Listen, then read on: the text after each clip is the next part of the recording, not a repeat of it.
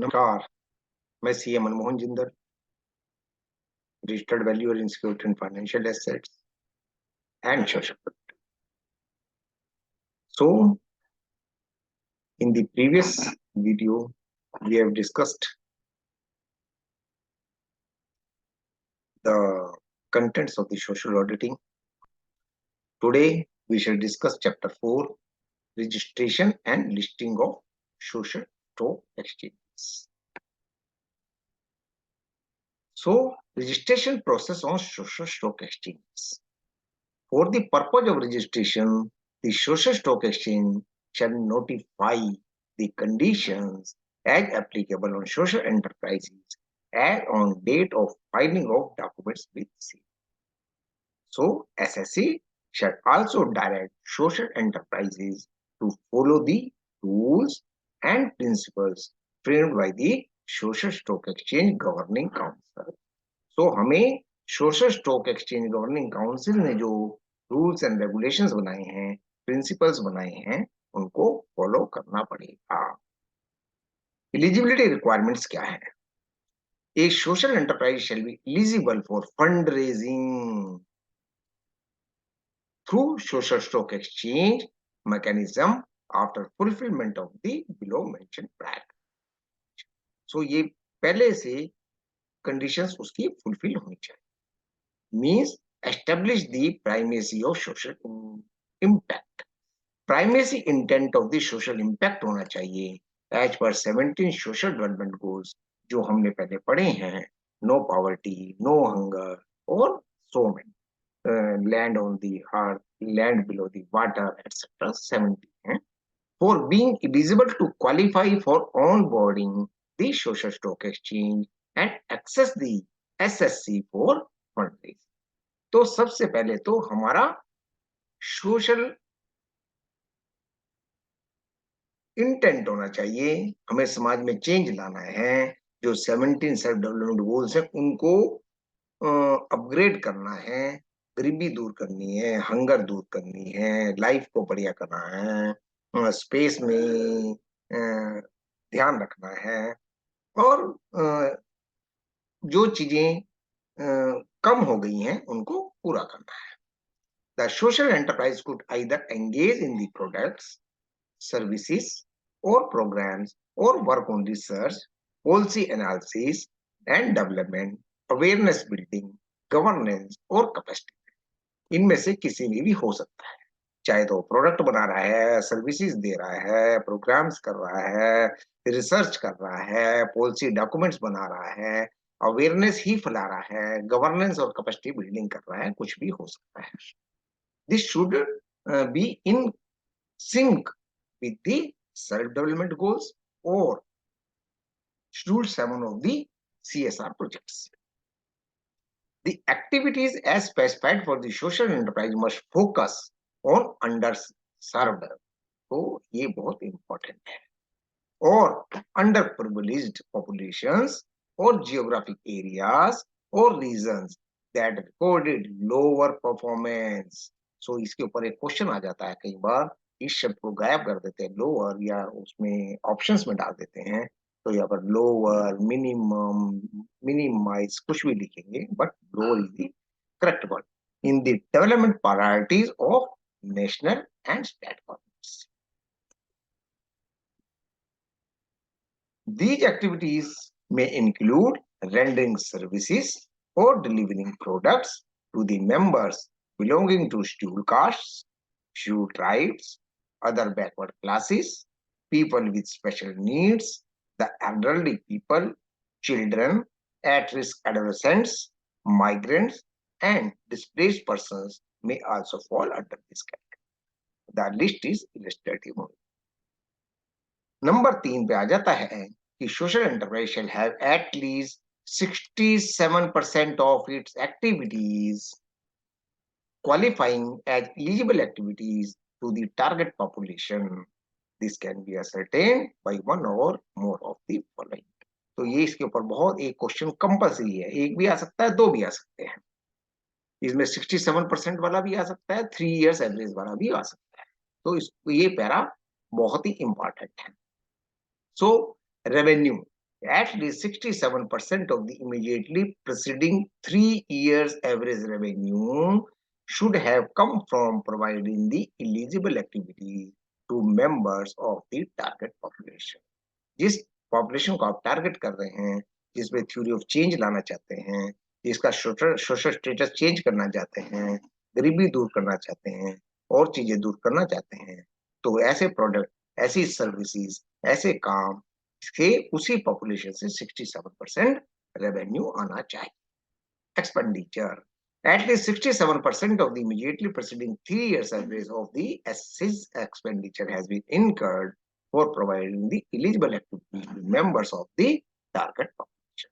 जो हमें फंड मिला है, CSR फंड मिला है, डोनेशंस मिला है, हम दान धर्म करना चाहते हैं, फिलैंथ्रोपिक वर्क करना चाहते हैं, सर्विसेज देना चाहते हैं, उसके अंदर जो 67% एक्सपेंडिचर उसी टारगेट पॉपुलेशन के ऊपर खर्च होना चाहिए. एंड तीसरा है कस्टमर बेस या beneficiaries. Members of the target population to whom the eligible activities have been provided constituent at least 67% of the immediately preceding 3 years average of the SC's customer base. और तो उसी population base के, उसी target population base के, उसी समाज के जो सिटीजन्स हैं, कस्टमर्स हैं, बेनिफिशियरीज हैं, वो कुल मिला के 67% होना चाहिए. Provided that corporate foundations, political or religious organizations or activities, professional or trade association, infrastructure, housing finance company, accept affordable housing finance shall not be eligible to be identified as social enterprise. ये जितने भी हैं corporate foundations, political, religious, ये social enterprise की category में नहीं आते हैं एक्सेप्ट अफोर्डेबल हाउसिंग. नंबर 4 पे आएगा initial qualifying criteria for onboarding. So initial qualifying area क्या है कि हम सोशल स्टॉक एक्सचेंज पर ऑन बोर्ड हों. The eligibility requirements for social enterprises to get registered on social stock have been given in point number 4111. So हमने ये पढ़ा है 411 ये है, हमने अभी अभी पढ़ा है eligibility requirements की primacy intent of social impact होना चाहिए और अंडर सर्वर अंडर प्रिविलेज्ड के लिए होना चाहिए. और नंबर 3 रेवेन्यू एक्सपेंडिचर और कस्टमर बेस 67% एवरेज होना चाहिए इमीडिएटली प्रेसिडिंग 3 years का. After fulfilling the qualifying criteria, the distinction between for-profit enterprises and not-profit organization has to be ascertained. तो आपको देखना होगा कि हमारा social enterprise for profit enterprise है या नॉन प्रॉफिट ऑर्गेनाइजेशन है. इन दोनों का क्लियर कट डिस्टिंक्शन होना चाहिए. It is necessary for a non-profit organization to qualify the eligibility requirement as mentioned above for the purpose of registration of social stock exchange, and thereafter it may decide either to list or not for the purpose of raising fund through SSC. तो जो ऊपर का इतना eligibility criteria बताया है तो वो not for profit organisation के लिए जरूरी है रजिस्ट्रेशन करने के लिए. उसके बाद वो डिसाइड कर सकते हैं कि उन्हें सोशल स्टॉक एक्सचेंज के द्वारा फंड रेज करना है या नहीं करना है. तो first condition is registration. The minimum requirement of registration of non profit organisation on social stock exchange have been specified in by SEBI by the circular dated September 19, 2022.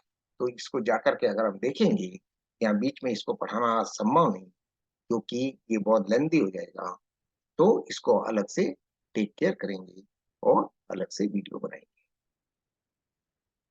However, a for-profit enterprise shall not seek registration or listing with social stock exchange unless it is registered as a company under the provisions of the Companies Act 2013 or restful provisions of Companies Act 1956 as the case may be, and complies with the requirements in terms of SEBI regulations for issuance and listing of equity or debt.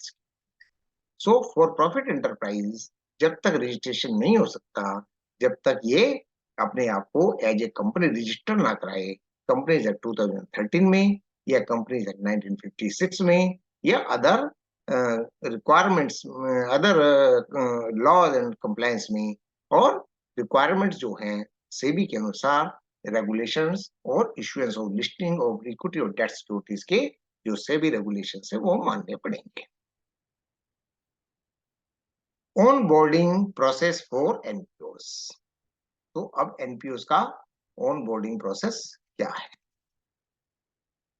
NPOs, like for-profit enterprises, are not well versed with the rigorous and discipline required for raising money through public. So, non-profit organizations इतने rigorous नहीं है, इतने discipline नहीं है कि वह public से money raise कर सकें, जैसे कि फॉर प्रॉफिट एंटरप्राइजेस होते हैं। दे आर मोर रिगरस और more discipline. The NPOs are required to meet certain mandatory criteria in order to register. So ये कुछ mandatory criteria उनको मानने पड़ेंगे। NPO possesses a variety of legal structure and are regulated by a variety of statutory bodies, and legislative registration shall serve a threefold purpose. क्योंकि NPOs अलग-अलग, यदि trust में है तो ट्रस्ट के रूल लगे हैं, यदि सोसाइटी है तो सोसाइटी के रूल लगे हैं, सेक्शन 8 कंपनी है तो उसके रूल लगे हैं। अलग-अलग रेगुलेशन के अंदर ये लोग रजिस्टर होते हैं। इनका लीगल स्ट्रक्चर काफी अलग-अलग है। सो इसको रजिस्ट्रेशन थ्री फोल्ड पर्पस को सर्व करता है। First, it shall bring interested NPOs onto a common platform of legal requirements for the purpose of assessing the SSC. तो सभी को मिला करके एक कॉमन प्लेटफॉर्म पे ले आते हैं और सभी के लिए लीगल रिक्वायरमेंट्स ऑलमोस्ट सेम ही है। Secondly, it shall inculcate a cultural shift in NPOs and enable transition towards a disclosure-driven fundraising system. तो एक कल्चर शिफ्ट रहेगा कि जो डोनेशन, जो दान धर्म पहले अनस्ट्रक्चर्ड था वह स्ट्रक्चर्ड हो जाएगा, और इसको जो दान दे रहा था उसको रिपोर्ट भी मिलेगी कि मेरा दान, मेरा कंट्रीब्यूशन सही जगह खर्च हुआ या नहीं। Thirdly, it shall provide a mean for NPOs and especially smaller NPOs to signal a primacy of social impact and the quality of their governance, transparency, and they wish not to list or any security at present. तो जो NPO, खासकर small NPO जो अपने आप को register कराएंगे, उससे उनका एक अच्छा प्रभाव पड़ेगा, उनका सोशल इम्पैक्ट और सोशल इंटेंट समझ में आएगा, उनमें गवर्नेंस आएगा, ट्रांसपेरेंसी आएगी, जिससे उनको फंड की मात्रा में भी इजाफा मिलेगा और वे बेहतर काम करने की स्थिति में रहेंगे।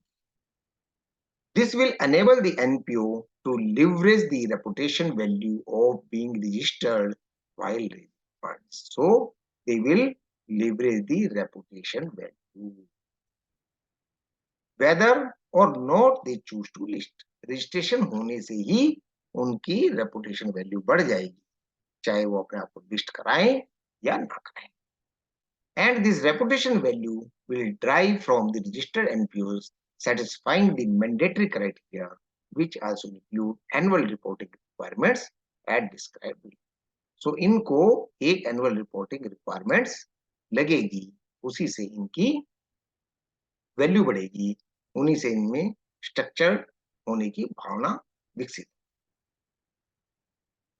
सो मैंडेटरी क्वालिफिकेशन क्राइटेरिया क्या है? The mandatory criteria for NPO registration given table 4.1. तो ये नीचे 4.1 एक टेबल है जिसको अभी हम डिस्कस करेंगे थोड़ी देर। This is to be noted that in addition to the legal requirements, the mandatory qualifying criteria for registration shall include a set of minimum size as indicated by funds received or deployed. This shall ensure that NPO wishing to register has an adequate track record of operations. The NPO shall ensure compliance with all the qualification requirement, registration requirement, reporting requirements at any given point of time. तो 3 तरह की requirement उसको पूरी करनी है, compliance करना है, ensure करना है कि क्वालिफिकेशन रिक्वायरमेंट्स क्या है, कि वह एलिजिबल है या नहीं। उसके बाद रजिस्ट्रेशन क्या रिक्वायरमेंट्स हैं और उसके बाद रिपोर्टिंग रिक्वायरमेंट्स भी क्या है। तो 3 तरह। Now, mandatory criteria for NPO registration, it should be read with Regulation 292 F1 of SEBI, Issue of Capital and Disclosure Requirements, Regulation 2018.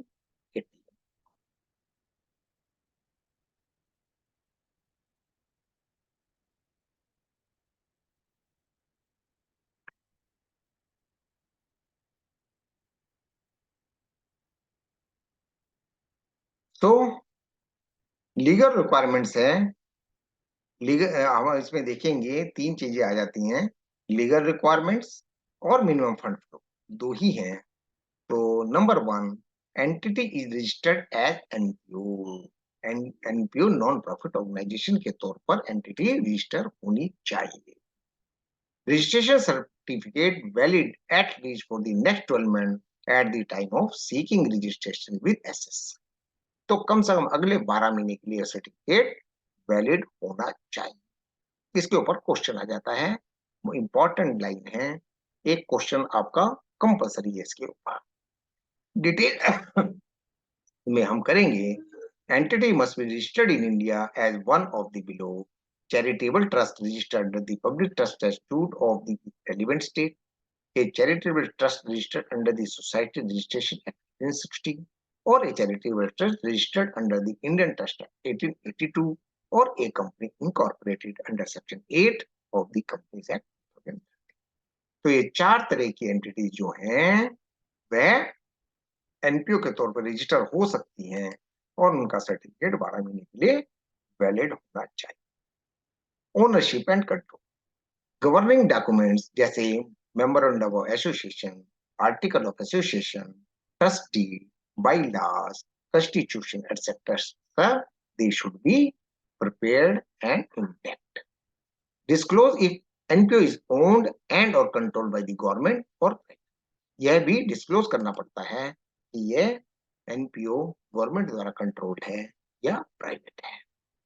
Exemption under section income tax act, registration certificate under section 12A, 12AA, 12AB under income tax act 1961, ये इसका certificate और details में आ जाएगा। Registration certificate under section 12A, 12AA, 12B to be valid for at least next 12 months. तो यहाँ भी एक क्वेश्चन बनता है, does not give a notice or ongoing scrutiny by the income tax। तो उसके पास कोई नोटिस नहीं होना चाहिए और कोई स्क्रूटनी का केस नहीं होना चाहिए इनकम टैक्स के द्वारा। तो ये भी एक पॉइंट बनता है। हम ज्यादातर ये पढ़ लेते हैं, ये भूल जाते हैं, लेकिन क्वेश्चन आंसर में यही आ जाता है कि भैया एग्जम्पशन के लिए ये होना जरूरी है या नहीं जरूरी है। इसको ट्रू एंड फॉल्स की कैटेगरी में भी रखा जा सकता है। Registration with income tax as an an, so आपका आईटी रिटर्न्स पैन होना चाहिए, वैलिड इनकम टैक्स रिटर्न्स होने चाहिए, वैलिड पैन होना चाहिए। एज ऑफ द एनपीओ में रजिस्ट्रेशन सर्टिफिकेट जो है कम से कम मिनिमम 3 इयर्स पहले का होना चाहिए।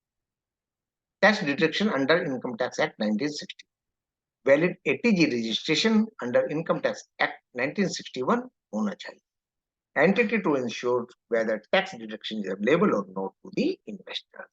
तो एंटिटी को इंश्योर करना चाहिए जो उसको डोनेशन दे रहा है, जो उसको फंड दे रहा है, कि उसको एटीजी में डिडक्शन मिलेगी या नहीं मिलेगी। Eligible to be social enterprises, requirements with regulation 292E of ICDR regulations or as may be specified by the SS। सो ये रेगुलेशंस अलग से जाकर के पढ़ने पड़ेंगे और यहाँ पर अगर पढ़ेंगे तो तारतम्य टूटेगा इस का। तो we shall discuss this in other video. Minimum fund flows क्या है? Annual spending in the past financial year, जो कि रिसीट हो सकता है, पेमेंट हो सकता है, from audited accounts end fund flow statement के द्वारा जो पता लगेगा must be at least 50 lakh annual spending होनी चाहिए।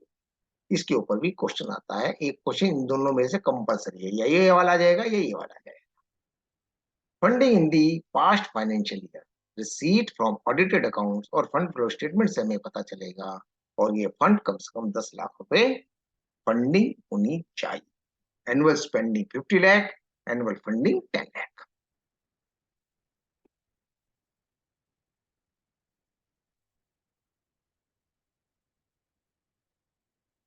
So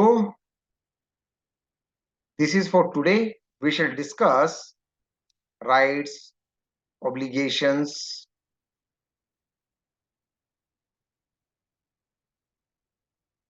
let me discuss in this video only, because we shall start key listing guidelines in the next videos.